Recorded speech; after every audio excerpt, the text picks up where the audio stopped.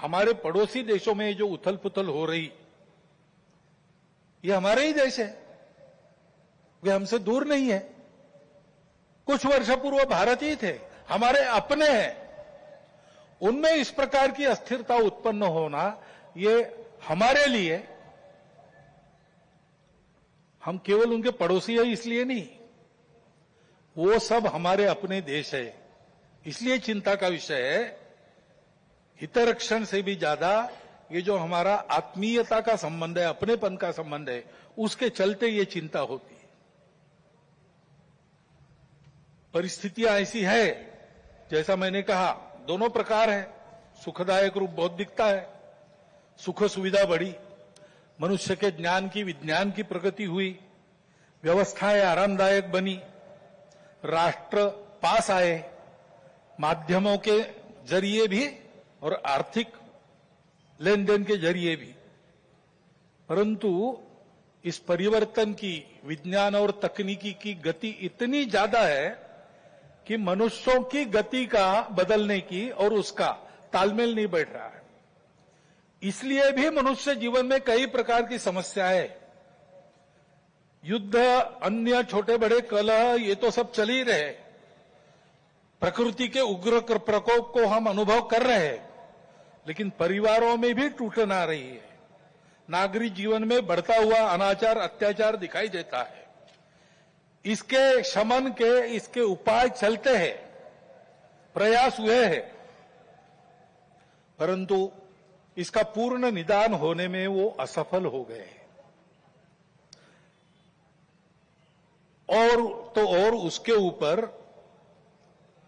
अस्वस्थता, कलह, हिंसा को बढ़ाते हुए विश्व में सब प्रकार की परंपरा, मांगल्य, संस्कृति, श्रद्धा, इसका संपूर्ण विनाश ही आगे परिवर्तन लाएगा। ऐसी उल्टी विचारधारा, विपरीत विचारधारा और घातक विचारधारा लेकर चलने वाला एक नया पंथ उदय में आया। बहुत पहले आया, आजकल वो भारत में भी अपने हाथ पैर फैलाने की कोशिश कर रहा है, सभी देशों में। उसके कारण जो समाज जीवन की अस्त व्यस्त अवस्था हुई है और एक तरह से अराजकता की ओर सारा समाज बढ़ रहा है, ऐसी संभावना दिखती है, उसका अनुभव सब देशों में हो रहा है। और इसलिए इन सारी परिस्थितियों को लेकर विश्व जब पुनर्चिंतन करता है तो वो भारत की ओर अपेक्षा से देखता है, भारत इसका कोई उपाय निकाले, ऐसे विश्व में भी अपेक्षा है। और सौभाग्य से भारत में एक आशा की किरण ये दिखाई देती है कि नई पीढ़ी में देशभक्ति की भावना, अपने संस्कृति के प्रति आस्था और विश्वास का प्रमाण निरंतर बढ़ा है।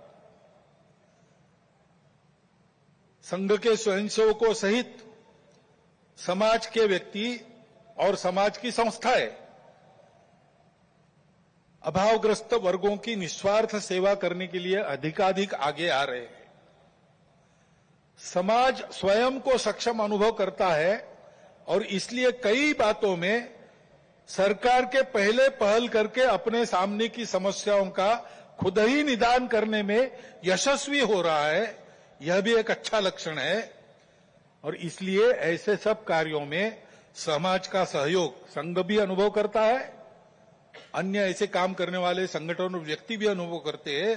प्रत्यक्ष सहयोग और सहभाग, इसकी इच्छा समाज में बढ़ रही है और बुद्धिजीवियों में भी अपने देश के